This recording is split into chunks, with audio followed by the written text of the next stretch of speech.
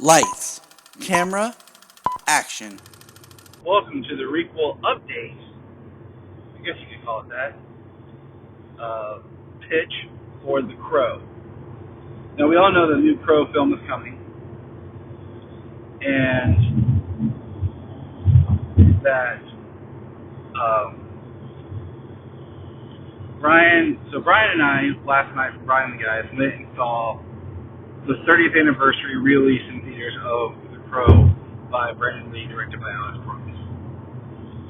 And that led to conversation between me and Brian about the film, what works, and Brian had recently finished the book. And as we were talking, I've just been thinking on it more now as we're going down this rabbit hole where we're going to be revisiting all the films and talking about it as we gear up now for the new Crow film to release in August, and we'll have comments and stuff on that. But I've started to really work on tweaking my pitch even more. So I guess this is an update to my film pitch that I had for it. I don't like the term sequel, but it is because I think The Crow works really well as an anthology film series where your base idea is a tragedy, death happens, the Crow resurrects the soul, and the person is set on vengeance. I don't think you need characters returning. I don't think you need to have the same characters. I don't think it works like that. So this is my updated, reorganized, stronger pitch for The Crow Crucifixion. The Crow Crucifixion stars our protagonist of Victoria Cross, a 22, 23-year-old, first year out of college high school theater teacher. The theater element implies the tragedy, comedy mask imagery. It also allows her to have the heart of an artist, much like in the book of Eric in the poetry, that we can utilize at times, bringing those poems to life, either in voiceover or in off-kilter conversation in class. The film would open with a play in her class, a tragedy. I haven't decided what. It's not going to be Romeo and Juliet. Maybe it will be just for, you know what, it will be Romeo and Juliet. Why? Because if anyone knows me, they know that I have issues with Romeo and Juliet because it's this great tragedy. But I say it's not about love. It's about your first love, teen angst, and not really understanding what love is, and more lustfulness. I mean, they're only like 13 and 14 years old. So I include in the dialogue this conversation of some character picking apart Romeo and Juliet for their age, how young they are, and pointing out some of the flaws in the logic of it. So I'd open, but it would open with this seriousness where it looks like an actual creation that you're watching a stylized film of Romeo and Juliet. And then it would pull back and we're on stage singing these high school productions. Then we'd have the teacher, and it would be like a rehearsal. You know, that's part of their theater class is they're putting on Romeo and Juliet. And Miss Cross is a very introverted, timid person, but when she gets in her element with theater, you see her come to life. You see the spark in her. I don't want to say weak, but meek. And it's very important for the character to see that she's a very compassionate, loving, thoughtful person who doesn't have a dominating presence. So that's our setup. It's set at Halloween, October 31st, in New Orleans. New Orleans is, I think, a city that is unlike a lot of other cities. You know, we've done a lot of big town cities. So let's take it to more of a city that's not about skyscrapers. You know, the Crow series is based on tragedy and horrors that happen, but, you know, New Orleans isn't a small town, but things like all your slasher films are always set in these isolated small towns because bad things happen in those places as well, where we think we're safe and secure. And the idea that in small towns, these tragedies can happen too. So let's play on that a little bit. Let's play on the smaller scale of the area. But New Orleans has a rich history, just period. Music is an element to use, imagery, voodoo and all that. as just the color tapestry of what we'll be dealing with. First of all, there will be no supernatural villain element. That is off the table. Okay? Gone. Second, so Victoria's, it's Halloween night. I want to use the image of trick-or-treaters. I really like the idea of having children trick-or-treating on the street, people in costumes, and you have the crow walking around, Victoria with crow makeup, and kind of blending in, and not really standing out, like just blending in. I think that'd be fun. And I'll bring up that more later.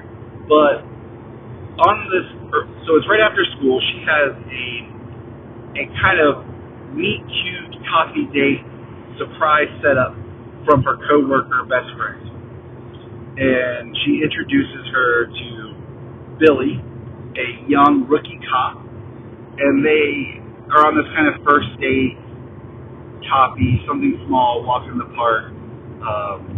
That her friend, and you know what? Screw it. It's her friend's cousin. Let's tie it together.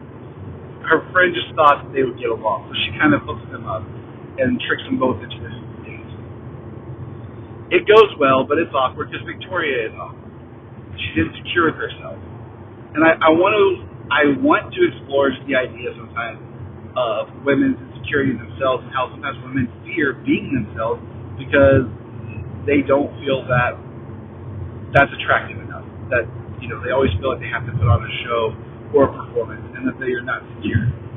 I have a lot of beautiful, wonderful women in my life who have experienced trauma, and I want to use this story as a way of dealing with, showing women that their trauma and their experiences do not define them. They can take their power back and put that forth in a different way.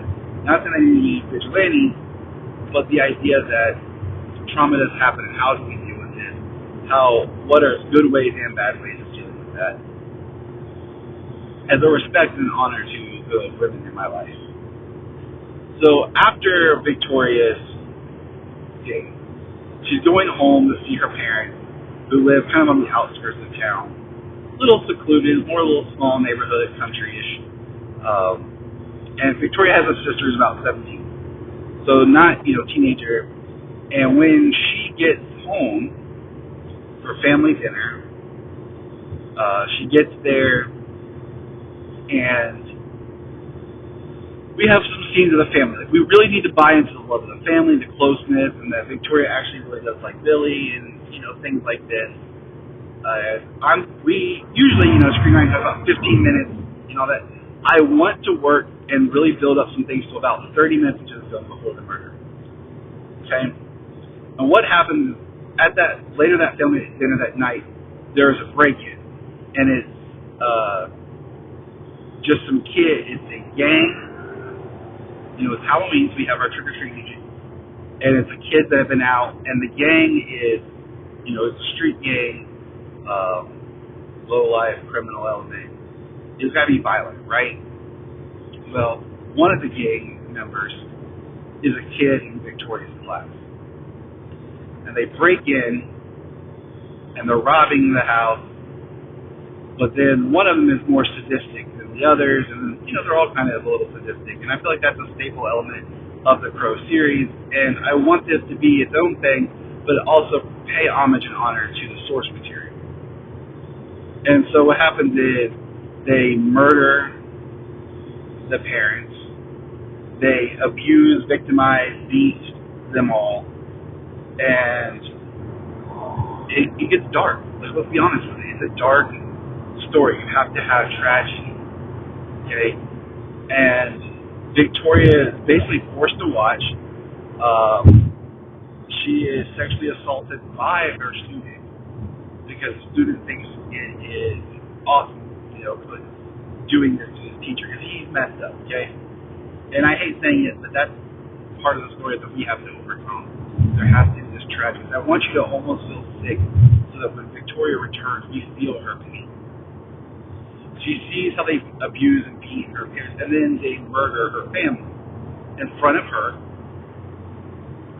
They pour alcohol on her and into her mouth and everything and make her seem like she has been drinking, and then basically have her write a note taking credit, and then they kill her, and they make it look like a murder-suicide. So now they've not only killed her family, but killed her image, her reputation, and everything. And it's a whole huge town, blight on the town, blight on the city. This horrible, horrible thing that happened.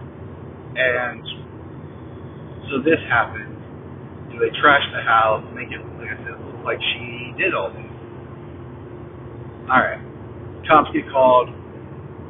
Billy's one of the cops that shows up. He doesn't believe it. He can't. He's hurt. He's broken. He doesn't see it happen. And then boom. 1 year later, we see the crow arrive at the grave. The grave has been, the tombstone itself has graffiti and stuff on it because the whole town thinks that this, person went crazy and massacred her family. And there's no respect for the dead for her. And Victoria, rises from the grave. And it's at dusk. And when she returns, there's a caretaker there in the graveyard. Now, this is my version of the Skull Cowboy. I want to use this character because I really respect it sort of as the idea of a Grim Reaper and your ticking clock.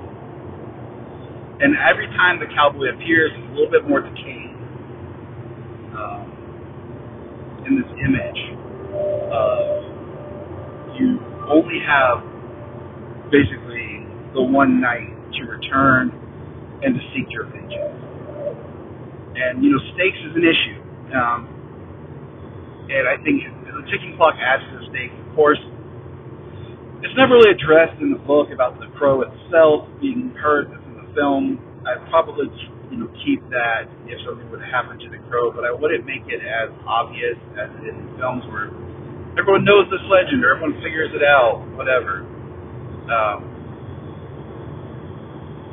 I would have it to see when the bird comes, attacks one, and someone starts assaulting the bird, but you see the bird, Victoria as the crow, flinches and moves too, and we see the movement. Now, she returns, and this is what's important. This is why the actress would be so important, is when she returns, she is a spirit of vengeance. The gravedigger just watches her, witnesses her, the Skull Cowboy, doesn't say anything to her yet, but just, pulls out a pocket watch,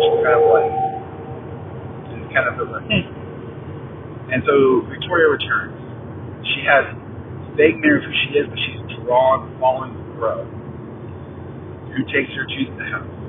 She starts to regain memories. We see flashbacks and experiences. And the important thing here is she is nothing like the Victoria that we saw earlier. She is full of anger, fury, and is on a mission of destruction. So then she starts hunting down the gang members. Most of them are young adults. They don't really want the character murdering teens. Except, like I said, the one who was a student in her class, he could be 18 for all I care. There could be dialogue earlier that he's an adult, he's held back. And maybe he was, made fun of, picked on in class by other characters. Because he's older or whatever. But it's a street gang, crime. There's no overarching big drug war type person. But part of the story is about what revenge does to you as well. So she murders the first person and seeks the revenge. And the person that killed, is responsible for her death. And then we get after she kills that person for her death, she gets a little bit of her humanity and her spirit back through a memory of an interaction between her and her father. And of course, as the film goes on, she's hunting down everybody, and we have Billy, who's patrolling that night, this Halloween night, and we have the imagery and everything, and he sees who he thinks is her. Walking, she's got the makeup on.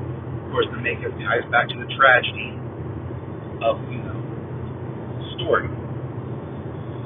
And they connect later on after the second murder. And after the second murder, like I said, she gets a little bit of her soul back. So the progression is, with each vengeance taken, she is gaining her humanity back. And then when the next time the Skull Cowboy arrives to her, talks to her, it's, time is ticking. You have this time to set things right or forever. You can't. You can't stay. You can't, get another chance. Your soul will not be at rest, but it'll always remain with this burden attached to it. And, she's not there to clear her name. And what happens is, while this is going on, Billy catches on, they have interaction. He starts to try to find a way to prove that this gang was responsible. And try to, any evidence, anything he can find to link it back. His mission is to clear her name.